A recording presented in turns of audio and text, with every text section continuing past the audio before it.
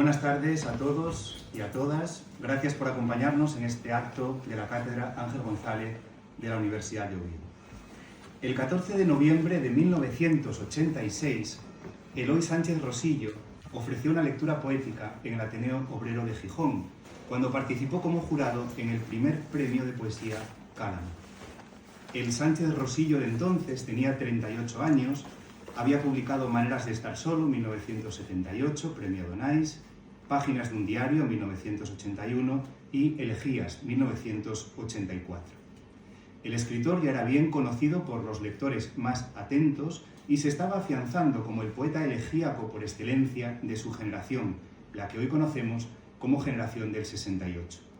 Ya había sido antologado por José Luis García Martín en Las voces y los ecos, y en ese mismo año 86 por el hispanista italiano Emilio Coco en Abanico. También había despertado el interés de otros estudiosos, críticos o escritores como Antonio Tobar, Mariano Vaquero Goyanes, Leopoldo Sánchez Torre, Enrique Molina Campos o Fernando Ortiz. Y ahora, casi 37 años después, tenemos el enorme placer de que Eloy Sánchez Rosillo vuelva a intervenir en Asturias, en este caso, por primera vez en Oviedo. El escritor al que recibimos es un escritor que, siendo fiel a sus principios esenciales, ha ido creciendo y evolucionando. Por un lado, ha seguido construyendo una obra poética fundamental en la literatura española de nuestro tiempo, que, a partir de La certeza, 1996, se abrió desde lo esencialmente elegíaco a lo celebrativo. Hoy podemos disfrutar de su poesía completa, publicada por Tusquets, Las cosas como fueron, en la última edición de 2018, a la que se suma el libro La rama verde de 2020. Y, por supuesto, de otras publicaciones relevantes, como su traducción de los cantos de Leopardi o su reciente El sueño cumplido, un volumen que reúne los escritos, entrevistas y poemas en los que nos habla de su poética. ¿Y en qué consiste su manera de entender la poesía? Sintetizándolo mucho, podemos decir que para Sánchez Rosillo el escritor no actúa como artesano, sino como hilo conductor. Los recursos retóricos deben estar integrados con naturalidad. La emoción es lo fundamental en un poema. Su poesía es en buena medida autobiográfica, pero trasciende y objetiva lo vivido. Lo hace con un relativo despojamiento y, no menos importante, tiene un fuerte compromiso con la claridad. El sueño cumplido, al que se refiere el título de su reciente libro, consistía en entregar su vida entera a la poesía, hacer lo que estuviera en su mano para llegar a merecer el nombre de poeta, afirma. Y no solo ha merecido ese nombre, sino que hoy Eloy Sánchez Rosillo es uno de los poetas españoles más significativos, está presente en las principales antologías, las de García Martín, José Enrique Martínez, Araceli Lavedra, entre otras. Ha recibido el Premio Nacional de la Crítica por La certeza y es firme candidato a esos pocos reconocimientos literarios a una trayectoria que sin duda tenemos en mente y que no sería extraño que llegaran pronto. No menos importante, Sánchez Rosillo es uno de esos nombres que están más presentes cuando se pregunta a los poetas de las siguientes generaciones quiénes son sus referentes contemporáneos. En este aprecio por la obra de Rosillo, Asturias y los poetas y críticos asturianos no se quedan a la zaga. Más bien diría que han permanecido siempre entre los más constantes. Por eso, este acto reviste una significación especial. Muchas gracias, Eloy, por haber aceptado la invitación de la Cátedra Ángel González de la Universidad de Oviedo. Bienvenido, será un placer escuchar. Muchas gracias.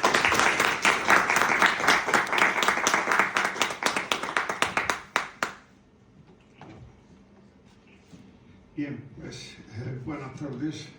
Os agradezco a todos que hayáis venido a escucharme. Yo creo que muchos algunos de los que estáis aquí me conocéis como poeta porque habéis leído mis libros, pero no sé, quizá a lo mejor ninguno me ha oído, no sé si José Luis García Martín en alguna ocasión me habrá oído, pero en fin, bueno, lo importante, claro, de un poeta no es que vaya leyendo por ahí sus versos, ¿no? Aunque esté bien, porque siempre añade algo, ¿no? Ves un poco la personalidad de ese hombre o de esa mujer, es decir, que añade algo, ¿no? Pero lo importante, claro, es que sus poemas se sostengan en un libro. Y también es que en un acto como el... Bueno, también quiero agradecer, por supuesto, la breve presentación de Carlos, que son las mejores, las breves, sobre todo si son tan elogiosas como la suya, ¿no? Y también a Araceli y Iravedra, ambos se confabularon para que viniera aquí, y porque había problemas administrativos con la cátedra o no sé lo que pasaba, pero que al final todo se ha vencido y aquí me tenéis esta tarde. Bien, pues los presentadores, aunque sean tan breves, pues siempre suelen ser, no sé, por lo menos corteses y casi siempre elogiosos. Claro, luego muchas veces puede ser que se produzca ahí un desfase entre lo que dice el presentador y lo que dice o lo que lee el poeta, ¿no?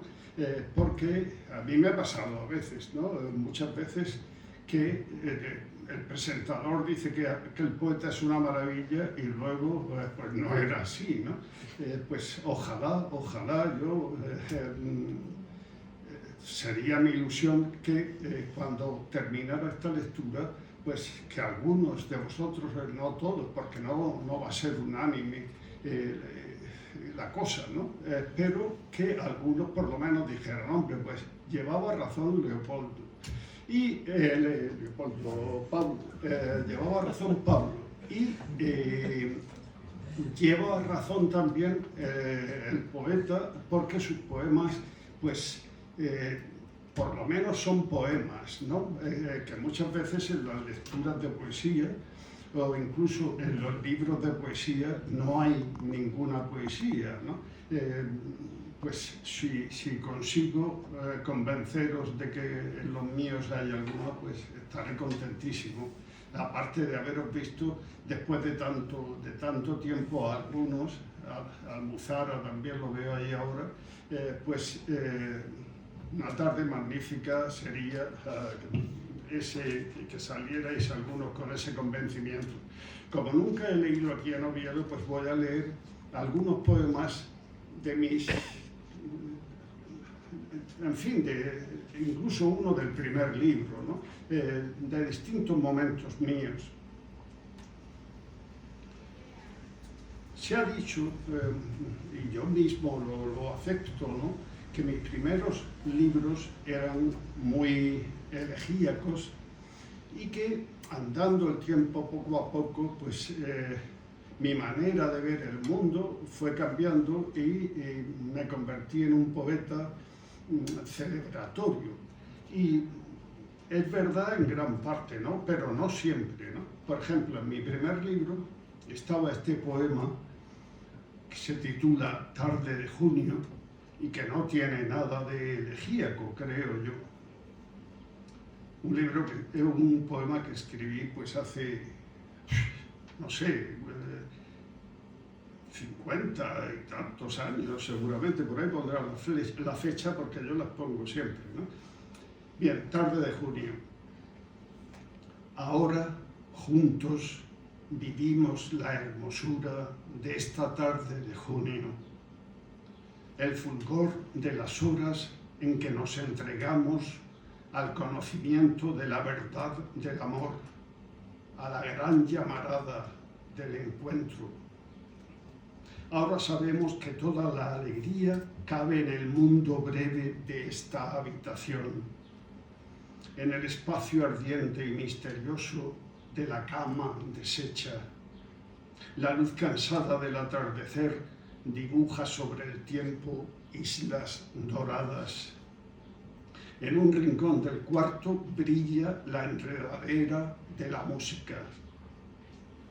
Un viento súbito sacude nuestros cuerpos y lo olvidamos todo.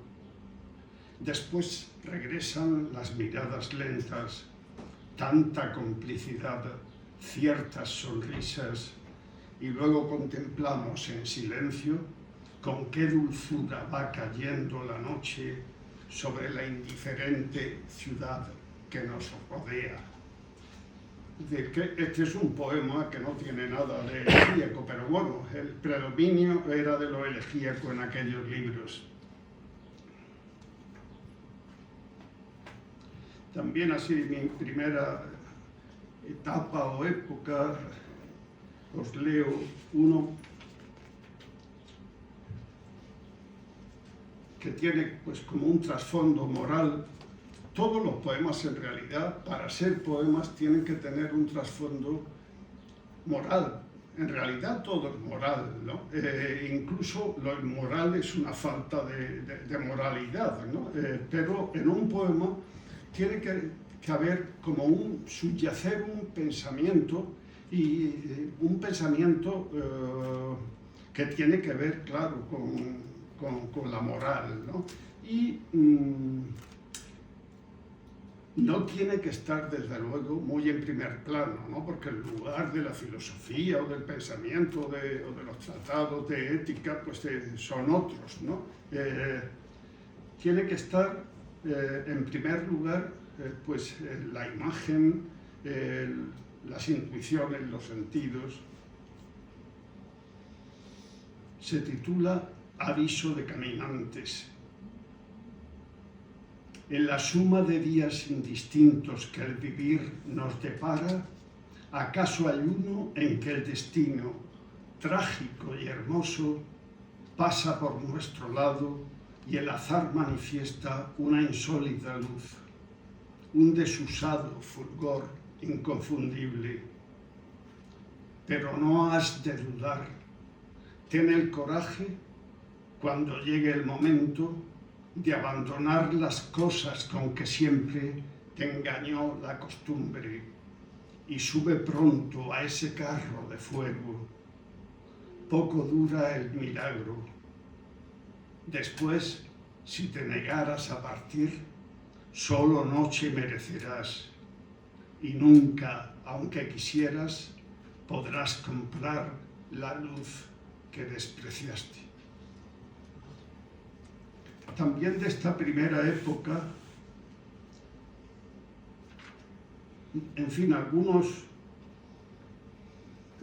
poemas, pues algunos lectores que uno tiene también, ¿no? Aunque no sean muchos, pero pues me recuerdan este poema. Lo leo porque reúne las dos maneras de ver el mundo, la elegíaca, la celebratoria primero y la elegíaca después, en un mismo poema. Se titula La playa.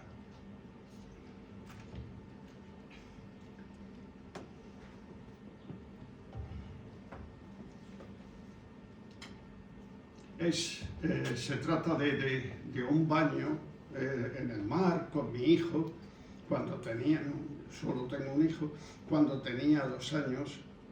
Y claro, primero hay una parte celebratoria en la que yo estoy participando plenamente de eso, pero no sé, me ocurría a mí en aquellos tiempos a veces como un desdoblamiento, y veía ya como desde el futuro ese presente que estaba sucediendo y que era hermosísimo, ¿no? Y entonces, pues claro, caía en la melancolía, ¿no? Yo tenía entonces un sentido muy lineal del tiempo, pasado, presente y futuro. Se titula La playa, como he dicho. Bueno, quiero hacer la observación primero de que en Murcia a las conchas marinas se les dice, todo el mundo lo dice así, por eso yo puse ese modismo aquí, se les dice chapinas.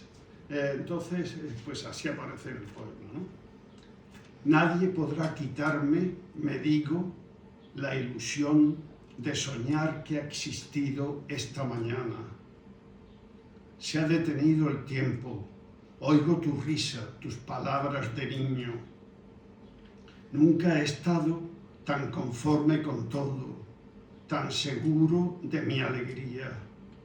Juegas junto al agua y te ayudo a recoger chapinas a levantar castillos de arena, vas corriendo de un sitio para otro, chapoteas, das gritos, te caes, corres de nuevo y luego te detienes a mi lado y me abrazas y yo beso tu pelo, tus ojos, tus mejillas, tu niñez jubilosa. El mar está muy azul y muy plácido. A lo lejos, algunas velas blancas. El sol deja su oro violento en nuestra piel. Me digo que es cierto este milagro, que es verdad el inmóvil fluir de la quieta mañana, la ilusión de soñar el remanso radiante en el que acontecemos como seres dichosos de estar vivos, felices de estar juntos y de habitar la luz. Pero escucho de pronto el ruido terrible y oscuro y velocísimo que hace el tiempo al pasar. Y la firmeza de mis sueños se rompe. Se hace añicos como un cristal muy frágil la ilusión de estar aquí, contigo, junto al agua. El cielo se oscurece, el mar se agita. Siento en mi sangre el vértigo espantoso de la edad.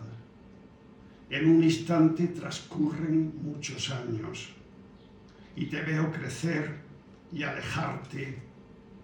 Ya no eres el niño que jugaba con su padre en la playa. Eres un hombre ahora y tú también comprendes que no existió, ni existe, ni existirá este día. La aventurosa fábula de mis ojos mirándote, la leyenda imposible de tu infancia. Estás solo y me buscas, pero yo he muerto acaso. Somos sombras de un sueño, niebla, palabras, nada. Bien, pues este poema, es que la segunda parte es muy elegíaca. Menos mal que no ha sucedido nada de esto que digo aquí, excepto que mi hijo ha crecido mucho, más alto que yo incluso. Y si no, preguntárselo a su madre, que siempre desde que tenía 3 años ya decía que era más alto que yo. O sea que, pues no ha pasado nada de eso. Tanto es así que escribí no hace mucho en mi último libro, no lo leeré porque es un poco más largo, un poema que dice todo lo contrario, ¿no? Porque esto desde luego no se cumplió. De ahí la inutilidad de hacer prospecciones hacia el futuro, ¿no? Lo único que tenemos, tenemos el pasado, presente y futuro, pero están todos en el momento presente inmenso del que disfrutamos, ¿no? Las prospecciones nunca se cumplen porque no son reales hasta que ese futuro llega a ser presente. Y el pasado, una vez que ha pasado, no se ha perdido, ni mucho menos, sino que está dentro de nosotros para siempre, como dice el poema que ahora voy a leer.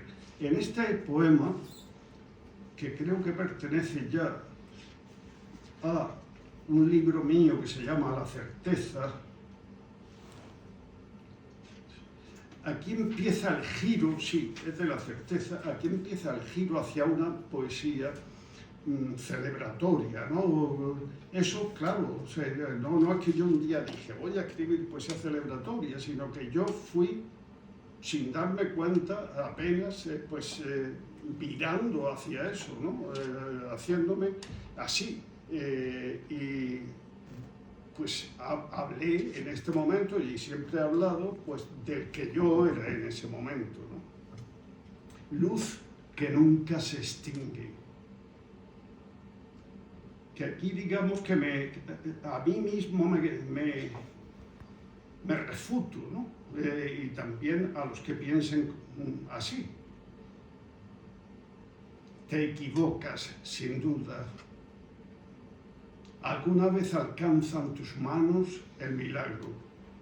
En medio de los días que idénticos transcurren, tu indigencia, de pronto, toca un fulgor que vale más que el oro más puro. Con plenitud respira tu pecho el raro don de la felicidad. Y bien quisieras que nunca se apagara la intensidad que vives. Después, cuando parece que todo se ha cumplido, te entregas cabizbajo a la añoranza del breve resplandor maravilloso que hizo hermosa tu vida y sortilegio el mundo. Tu error está en creer que la luz se termina. Al cabo de los años he llegado a saber que en la naturaleza del milagro se funden lo fugaz y lo perenne. Tras su apariencia efímera, el relámpago sigue viviendo en quien lo vio, porque su luz transforma y ya no eres el hombre aquel que fuiste antes de que en tus ojos, de que en el fondo oscuro de tu ser relumbrara. No, la luz no se acaba si de verdad fue tuya. Jamás se extingue. Está ocurriendo siempre. Mira dentro de ti, con esperanza, sin melancolía. No conoce la muerte la luz del corazón. Contigo vivirá mientras tú seas. No en el recuerdo, sino en tu presente, en el día continuo del sueño de tu vida.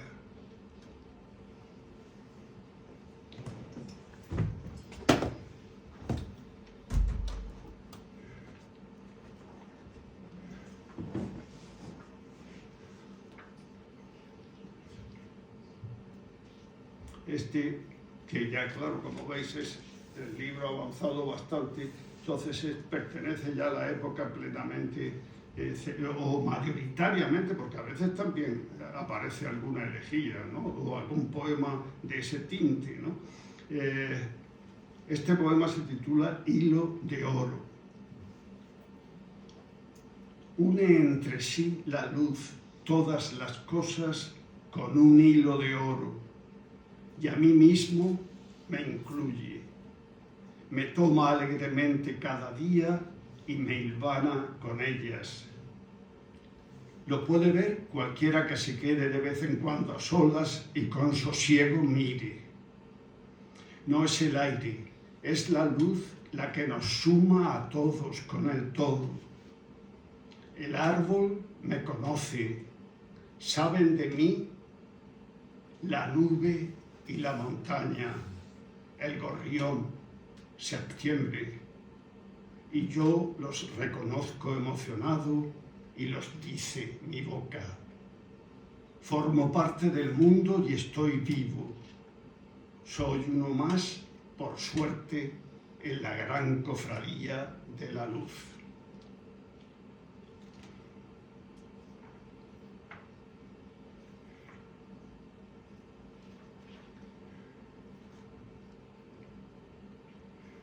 Habréis visto que muchos de estos poemas, aunque no me conozcáis, pero por lo que estoy diciendo, pues son muy o tienen una base autobiográfica, ¿no?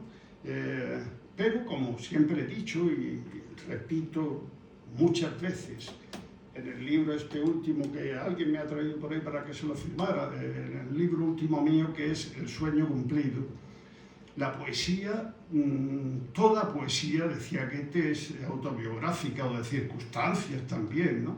Pero, claro, no puede quedarse ahí, tiene que trascender para que los lectores posibles pues, se vean reflejados en eso que dice el poeta.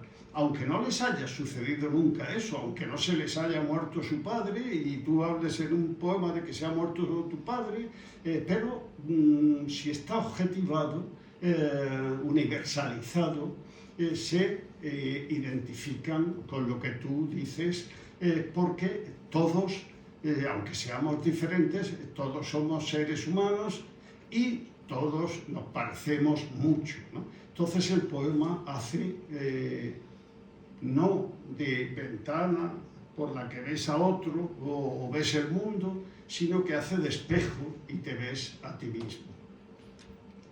Bien, pues eso es lo que he pretendido yo siempre en mis poemas, que tienen desde luego muchísimos de ellos, los que no son meras reflexiones o tal, pues tienen una base autobiográfica. Os leo este que se titula Como el viento en la noche. Yo cuando era niño y adolescente, pasaba los veranos en el campo, los 3 meses del verano. Allí tuve ocasión de conocer muy bien la naturaleza antes de toda la maquinización del campo. Allí aún se labraba con el arado romano, ¿no? No había ninguna máquina, ¿no? Había animales de labor, mulas, y todo era muy manual aún, ¿no? Bien, pues en la puerta de la casa donde habitábamos, que era una aldea, pero muy... no como aquí, esto era por La Mancha, y entonces estaba muy deshabitado aquello. Una finca podía estar a 7 kilómetros de otra, y allí no había nada, ¿no? Nada más que el campo y ya está, ¿no? Bueno, pues en la puerta de ese caserón que construyó mi abuelo materno, pues ahí había una gran acacia en la que teníamos costumbre, claro, de pasar muchos ratos en el verano, que hace calor y que daba muy buena sombra, ¿no? Yo, desde los 18 años que no la he visto, pues he pensado muchísimo. No la he visto porque dejé de ir a aquella finca porque mi madre tuvo que venderla, ¿no? Mi padre había muerto mucho antes, cuando yo tenía 7 años, y entonces dejé de verla. Aquello que era un paraíso para mí, pues dejé de verlo, ¿no? Y una vez me acordé, vamos, me he acordado muchas veces, sale otras veces en mis poemas, pero este es quizá el último que he escrito sobre, aunque creo que no, sale por ahí en otras veces. Y no, algunos piensan que si tú sacas 3 veces en tus poemas la acacia, es que te repites. No, igual que si comes 3 veces paella, no te repites. Cada vez que comes una paella, o cada vez que vas a París, o cada vez que sales con una muchacha, pues puedes salir al día siguiente otra vez. No tiene que ser cada vez una, ¿no?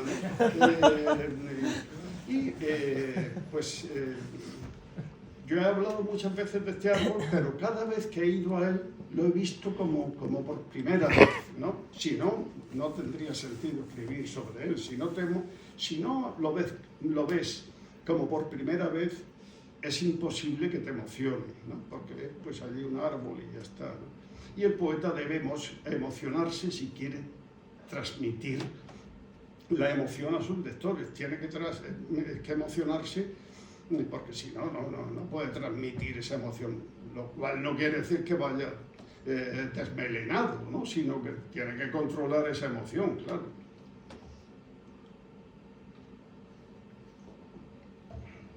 Bueno, vamos a ver. Como el viento en la noche.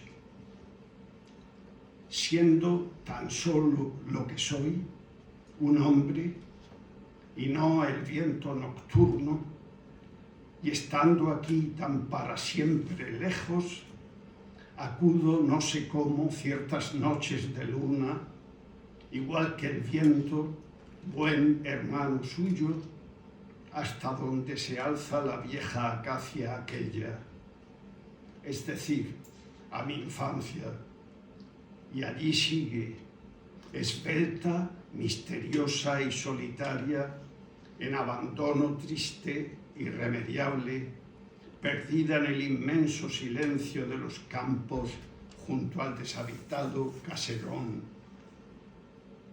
Me acerco a ella en la noche como si fuera el viento. La miro desde arriba y me enredo en sus ramas. La hago sonar. Divago por su copa y luego me remanso al lado de los pájaros que duermen. puedo ver cómo fluye entre las hojas la delicada luz que desde el cielo cae. Agua de luna pura, agua de estrellas de la madrugada. Aquí me tienes, vieja amiga, no es el viento el que ha venido, soy yo, el hoy, el de entonces, que ahora vuelve ya con el pelo blanco a darte compañía. Alrededor de ti giro muy lentamente y seguiré contigo para que no estés sola hasta que empiece a despuntar el alba.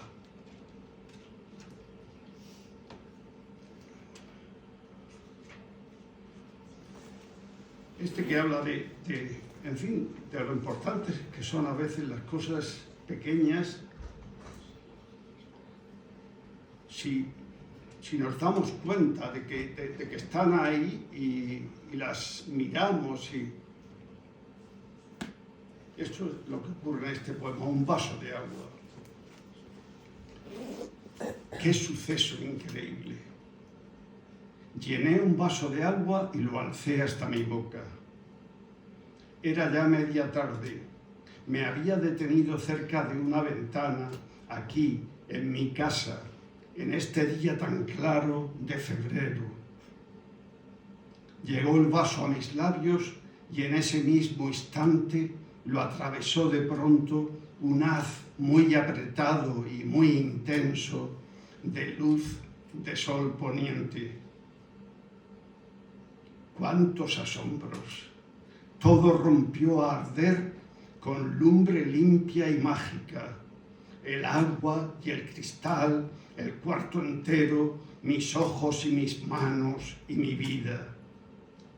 Sin dar ni un solo paso estuve en todas partes.